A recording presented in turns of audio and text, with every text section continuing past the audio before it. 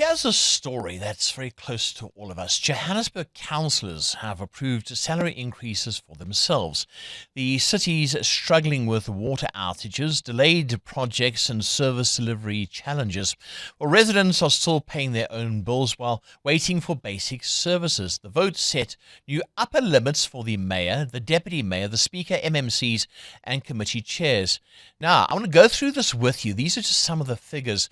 The mayor, Dada Morero, will now receive 1.650 million, which is 64,987 rand more a year than his previous package. The deputy mayor, Loyiso Masuku, will receive 1.332 mil, which is 126,746 rand more every year. The speaker gets 1.332 million, which is 52,480 rand more. And then the MMCs also as well, they get massive increases, close to 50,000. Chairpersons of the various oversight committees receive 1.2 mil. That's up 47,990 rand. So the question is, what on earth is going on here? If you're giving yourself these massive salary increases, what about service delivery in Johannesburg? And shouldn't that money go towards fixing everything? Well, joining us is Belinda Kayser-Echeozonjoku, who is the DA Johannesburg caucus leader. Belinda, hi, good morning. Good to have you on 702. Good morning, Jake, and good morning to the listeners.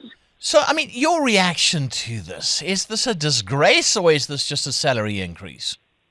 Well, it's an absolute disgrace, and it's precisely why the DA had rejected it in council. It came to council before, and we rejected it because we don't believe that as public representatives we should be getting an increase as well we are having to deal with outages, power outages, water outages, and we currently have a water crisis in the city. In particular, we were also not happy with the fact that a deputy mayor position had been created. We rejected that as well previously. Yeah. All right. So I suppose with the essential services under strain, what immediate steps should the city take instead of this? Where should that money go directly? Jack, I just want to take you back a minute. We must also remember there's also the SAMU increase, the SAMU politically facilitated agreement that was also kind of snuck into council that we also were completely against. All this money should be going towards, fixing the infrastructure.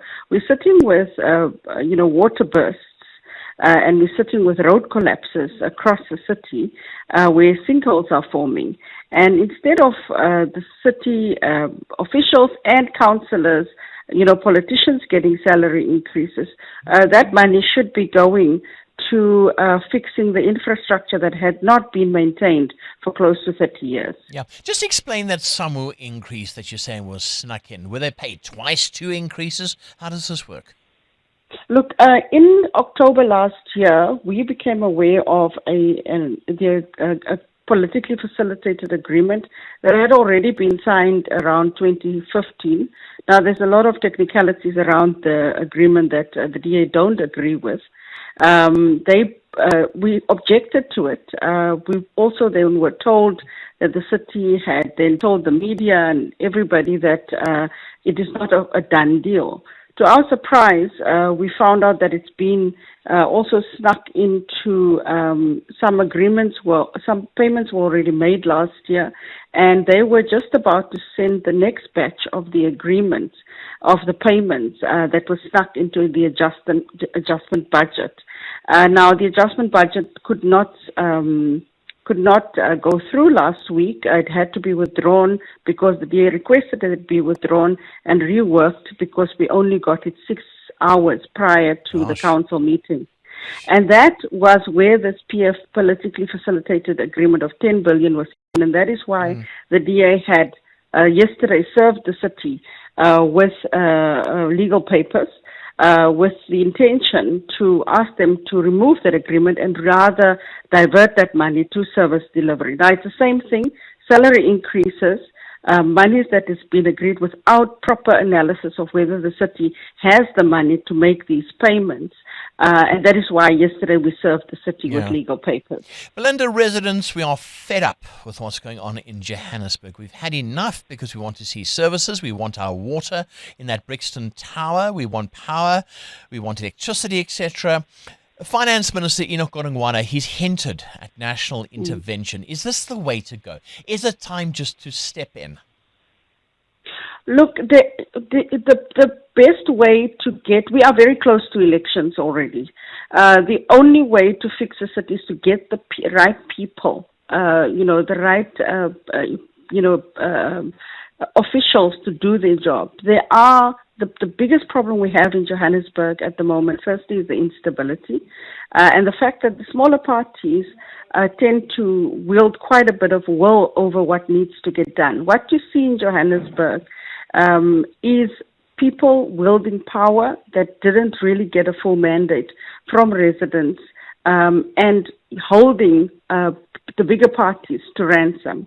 And I think the best way to handle that is to tell residents, and I'm going to say this again, when we get the opportunity to vote, make it clear, because really you cannot have a situation where these kind of agreements are forced through because the administration of the day is held ransom. If you don't do this, if you don't put the upper limits in, if you don't sign off the PFA, you are going to be voted out or face a motion of no confidence. This is the reality of what happens with all this instability. So it's simply saying, step in. We've already got the Johannesburg, the presidential Johannesburg working group, and we've seen documentation where this working group has actually recommended that some of these things are not done, and first priority should be given to service delivery. So there are options that currently can help to assist. But the best assistance would be is if the voter give an opportunity and given outright a voice and not split their votes according to all these different smaller parties, which yield a lot of power and can hold service delivery to an extent to ransom. Well, November is coming, or maybe later on after that. We don't have a date yet, but November is coming. And your vote, your choice. Belinda Kayser-Echeozonjoku, thank you so much, DA Johannesburg Caucus Leader. Current events, developing stories, tough questions. Your voice making a difference. This is Breakfast with Bongani Bingwa.